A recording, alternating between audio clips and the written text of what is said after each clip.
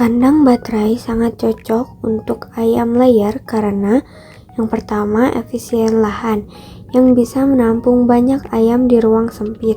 Yang kedua telur lebih bersih karena langsung terguling ke tempat penampungan.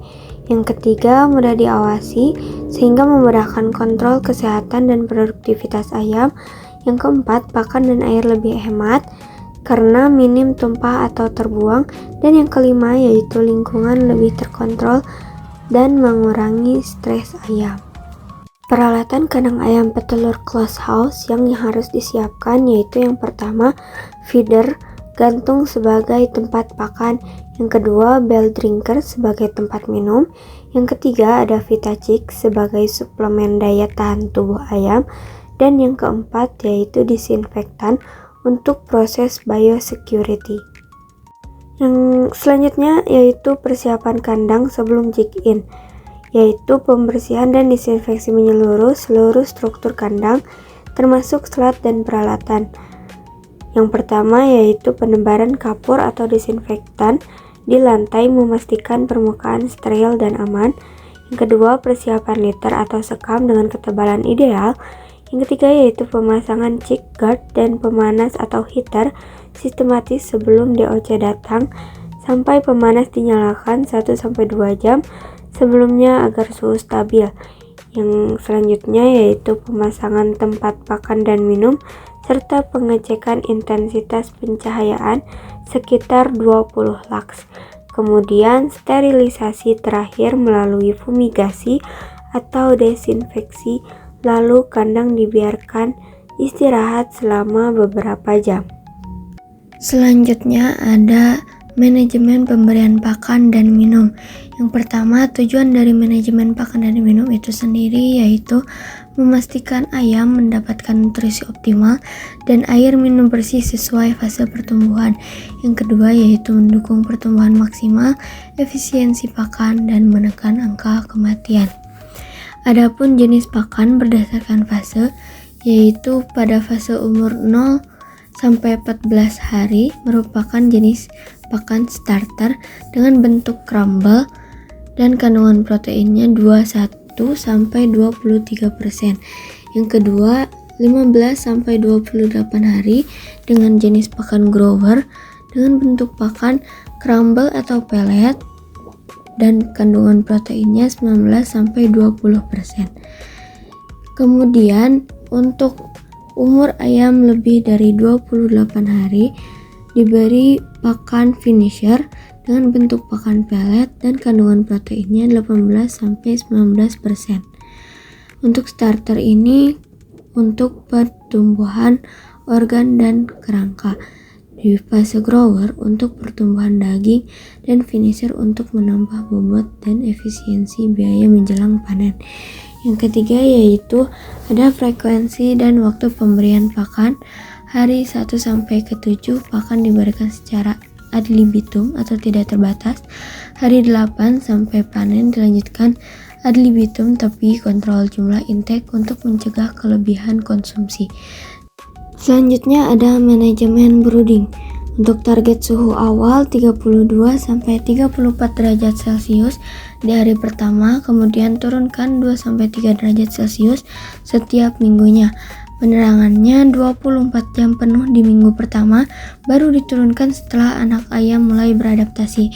Untuk kepadatan kandang 40 sampai 50 ekor per meter persegi saat awal.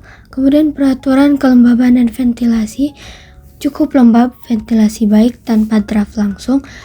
Kemudian pemanasan brooding sebaran anak ayam jadi indikator. Jika berkumpul di sumber panas, suhu terlalu panas atau rendah, sebaliknya terlalu panas. Untuk monitoring bobot, berat per minggu, dan mortalitas harus dicatat. Lalu ada kontrol nutrisi. Kontrol nutrisi ayam petelur sangat krusial untuk mencapai produktivitas optimal. Yang pertama, suhu kandang mempengaruhi nafsu makan. Saat suhu tinggi, konsumsi pakan turun, jadi nutrisinya harus lebih padat. Yang kedua, bahan baku juga harus berkualitas karena bebas jamur dan racun. Formulasi pakan disesuaikan dengan umur ayam.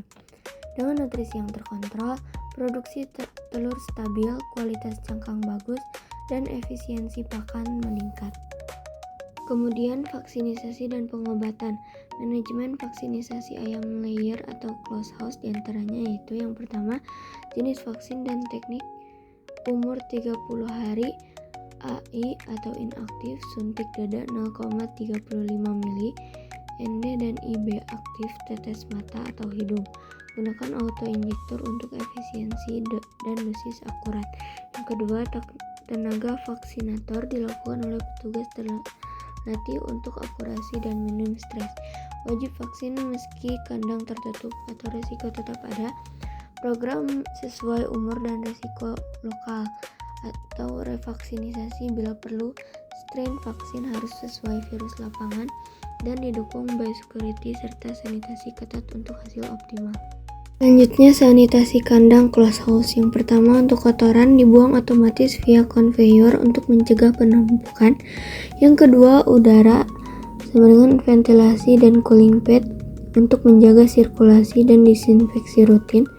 Yang ketiga, desinfeksi kandang dan alat disemprot berkala sesuai arah udara. Yang keempat yaitu litter dan lingkungan, alas bersih, area sekitar bebas limbah dan rumput. Kemudian biosecurity, pakaian khusus semprot tubuh dan batasi akses. Yang terakhir yaitu air dan pakan pada pipa di flushing untuk gudang pakan bersih dan steril. Selanjutnya, pengelolaan litter atau alas kandang ayam. Untuk serap kotoran, jaga kelembaban dan kurangi bau. Dengan bahannya antara lain sekam, serbuk gergaji, kulit kopi, jerami, dan pasir. Syaratnya kering dan tidak berjamur atau tajam, serta mudah serap air.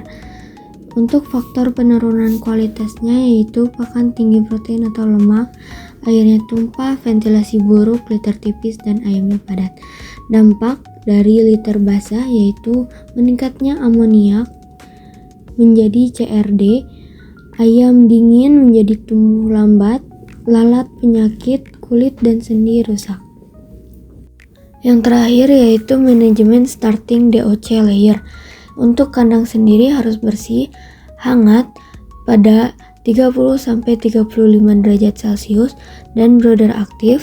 Untuk penerimaannya, beri air gula plus vitamin, pakan starter setelah 1-2 jam. Untuk pakan starter, protein 20-22%, air bersih selalu tersedia. Untuk cahayanya 24 jam terang di minggu pertama dan dikurangi secara bertahap. Untuk kepadatannya sendiri 30-50 ekor per meter persegi, dikurangi saat tumbuh. Untuk vaksinisasinya hari 3-5 NDT tes mata, hari ke-14 kumboro.